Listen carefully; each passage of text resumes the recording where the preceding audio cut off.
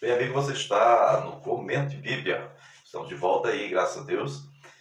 Hoje é o dia 10 de agosto, né? 10 de 8 de 2020, meu povo. Bom, nesse retorno eu quero inicialmente aqui fazer um convite todo especial a você que está inscrito no canal, né? Que nos acompanhe. Antes nós estávamos fazendo segunda, quarta e sexta e temos sido impedidos, de certa forma, de publicar vídeos. Então, nesse retorno, pretendo, se o Senhor permitir, pretendo que a gente faça vídeo todos os dias, de segunda a sexta, ok? Então, fique conosco, permaneça conosco aí. Bom, no último vídeo que nós postamos, o vídeo de número 406, nós vimos ali o momento em que Davi ele foi impedido de participar da guerra dos filisteus contra Israel. No caso, Davi iria estar guerreando contra Israel, né, em favor dos filisteus, porque ele estava se escondendo de Saul ali no meio do povo inimigo, certo? Porém, ele foi impedido de participar e foi enviado para casa, né, para a cidade dele, para Ziklag, né? Bom, os textos de hoje, nós vamos dar seguimento aqui a partir de primeiro livro das Crônicas, no capítulo 12, versículo 19 ao 22.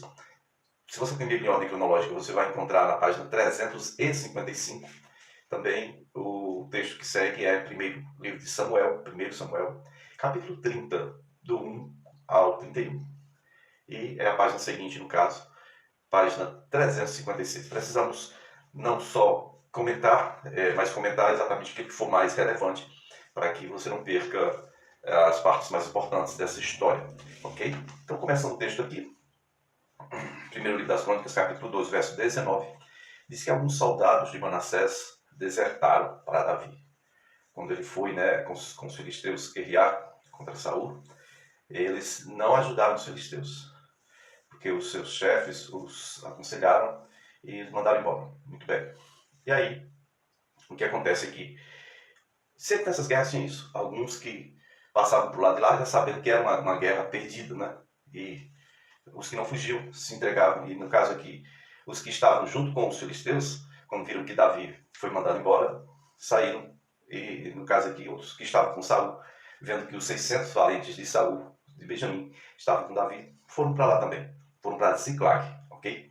Então, todo dia, o versículo 22 aí, diz que todo dia, né, diariamente, chegavam soldados para ajudar Davi, até que o exército dele se tornou tão grande como o exército de Deus. Ou seja, Davi passou a ser o homem que contava com um exército maior, até melhor até, do que o exército que era liderado pelo rei Saul, dadas as circunstâncias. Não é? Bom, queridos, então vamos agora ao livro de Samuel, 1 Samuel, capítulo 30. Logo no versículo 1 vai falar do que aconteceu quando Davi chegou em Ziklag, a cidade dada a ele pelos filisteus, né? Ele pediu um local e os filisteus deram Ziklag para Davi e seus homens. Que na época, quando eles chegaram, era 600 homens. Davi passou 1 ano e 4 meses com eles. Então, Davi foi mandado para casa. Diz aqui, no início do texto, que quando Davi e seus soldados chegaram a Ziklag, no terceiro dia, os amalequitas tinham atacado Ziklag, incendiado a cidade de Ziklag, levaram como prisioneiros todos os que estavam lá, as mulheres, os jovens, idosos. A ninguém mataram, mas incendiaram a cidade e levaram consigo quando prosseguiam a caminho. Eles eram tipo nômades, certo? A primeira observação que eu faço aqui é que isso tem a ver com o primeiro erro e a primeira desobediência do Saul. O Senhor Deus tinha ordenado através de Samuel ao Saul que acabasse com os amalequitas, não deixasse nem mulher, nem criança, nem ninguém. Era para acabar com tudo. Saul poupou alguns, não poupou só o rei, né? Alguns e algumas coisas. Né? Ele chegou a dizer, não, eu vou obedecer. Obedeceu o quê? Não obedeceu não. É que os amalequitas agora destruíram a cidade do Davi, levaram as pessoas todas cativas. No versículo 3 vai dizer que Davi chegou com seus homens, né, seus soldados, e encontraram a cidade destruída pelo fogo e viram que suas mulheres e seus filhos e filhas tinham sido levados como prisioneiros. Eles choraram em alta voz, mas choraram até não ter mais forças. E as duas mulheres de Davi também, logicamente, foram levadas, né, cativas, a Ainoã e Abigail, certo? Do Carmelo, né? Foram levadas. Abigail é aquela que foi esposa do Nabal. Davi ficou profundamente angustiado. Os homens falavam em apedrejá-lo. É sempre assim. Angústia, revolta, a gente tem que pegar alguém para poder culpar. E agora pegaram Davi para culpá-lo. E queriam apedrejar Davi. Os próprios homens de Davi. Não eram outros homens. Aqueles homens que estavam chegando diariamente também estavam lá. Todos estavam angustiados e que falaram em apedrejar Davi. Certo? Versículo 6 diz que Davi ficou profundamente angustiado, porque os homens falavam isso, né? E porque todos estavam amargurados. E no final do versículo diz, porém, Davi fortaleceu-se no Senhor, o seu Deus. E aí a gente dá um pulinho em 1 Samuel capítulo 30, 1 Samuel 30, verso 7. Você vai ver que Davi fala assim para o sacerdote Abiatar, né? Filho do Aimeleque. Traga-me o colete sacerdotal. Vocês estão lembrando desse nome, Abiatar, filho de Aimeleque? Vocês estão lembrando que o sumo sacerdote da época auxiliou Davi. Então Davi, quando estava fugindo de Saul, então Saul ordenou que os seus soldados matassem os profetas, os sacerdotes, mais de 80 sacerdotes. Eles, os filhos, só teve um que fugiu, né? Aimeleque fugiu com o colete, foi na história, o colete sacerdotal, que era usado para falar rapidinho e receber a resposta de Deus. Então Davi quis consultar o Senhor para saber que direção tomar, ou que decisão tomar, em que direção deveria seguir. Ele chama o Abiatar, filho de Aimeleque, pede que traga o colete sacerdotal, não é história, colete, só aquele colete, para que se use o Urim Tumim, né? E aí Davi pergunta, eu devo perseguir o bando de invasores aqui, os amalequitas? Eu vou alcançá-los? Será que eu vou ter êxito nessa história, nessa empreitada? O Senhor respondeu a Davi, persiga-os. É certo que você os alcançará e conseguirá libertar os prisioneiros. E então Davi e os seus 600 homens, né, que estavam com ele, foram ao ribeiro de Besor, onde ficaram alguns. Os 200 deles estavam exaustos demais para atravessar o ribeiro. Davi mais 400 homens continuaram a perseguição.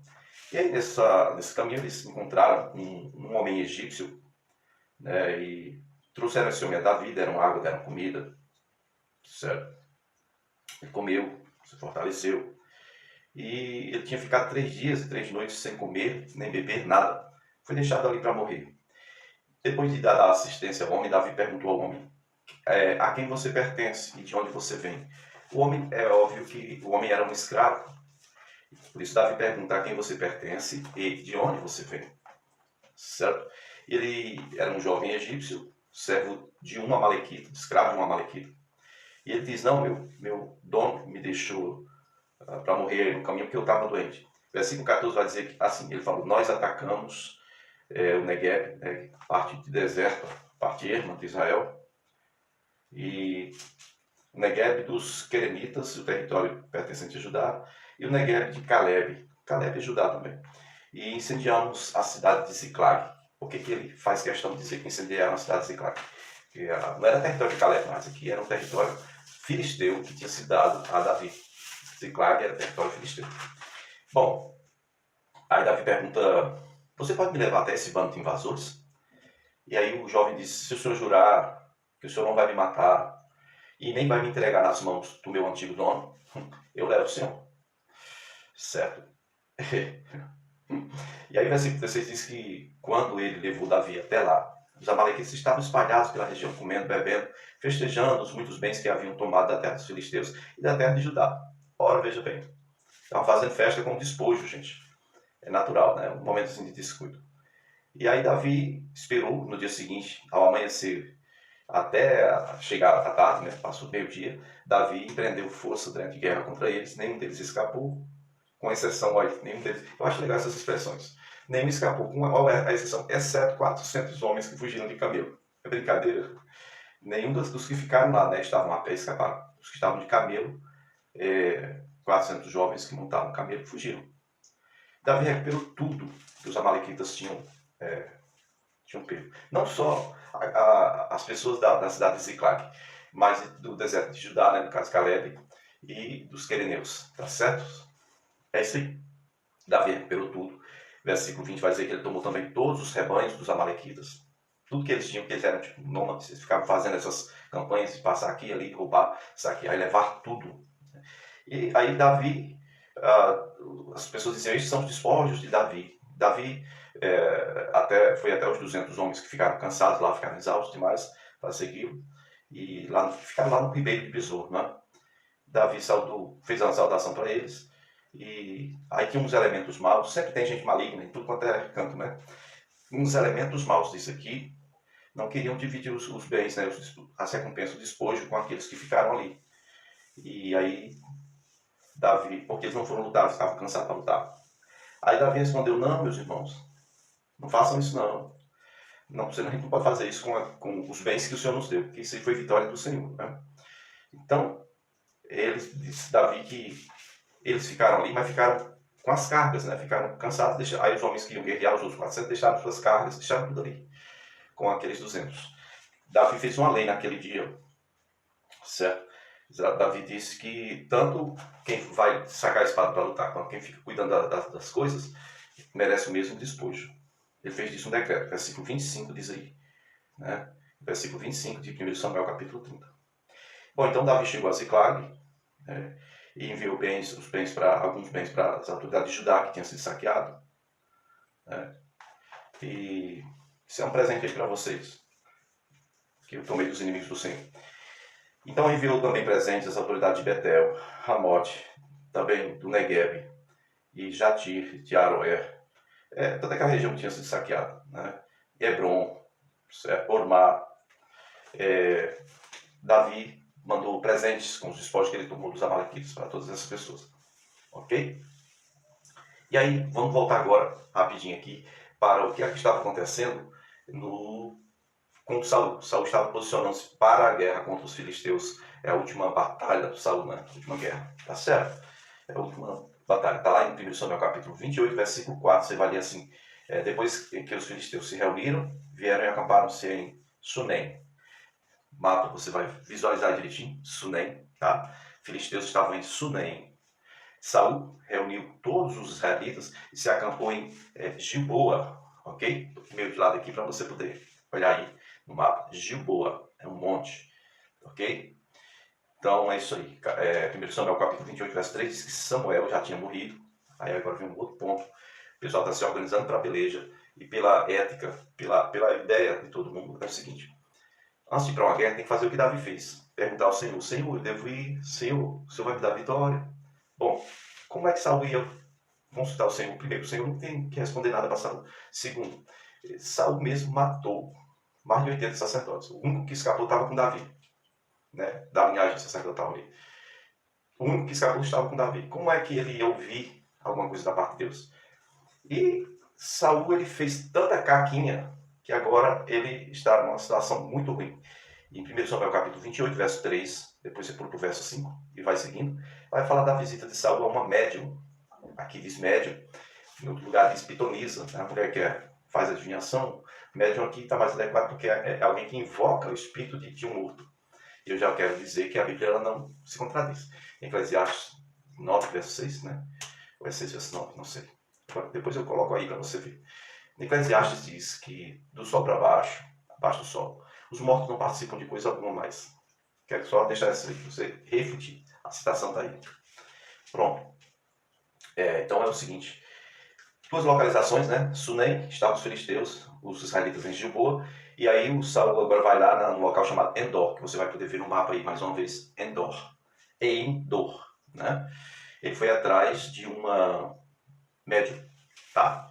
Ele queria consultar uma médium, ou queria ouvir alguma coisa da parte de Deus, e o Senhor não respondeu ele, diz aí no versículo 6, nem por sonho, nem por Urim. Por Urim é que não tinha como. Urim quem usa é o sumo sacerdote, ele mandou matar, não tinha como.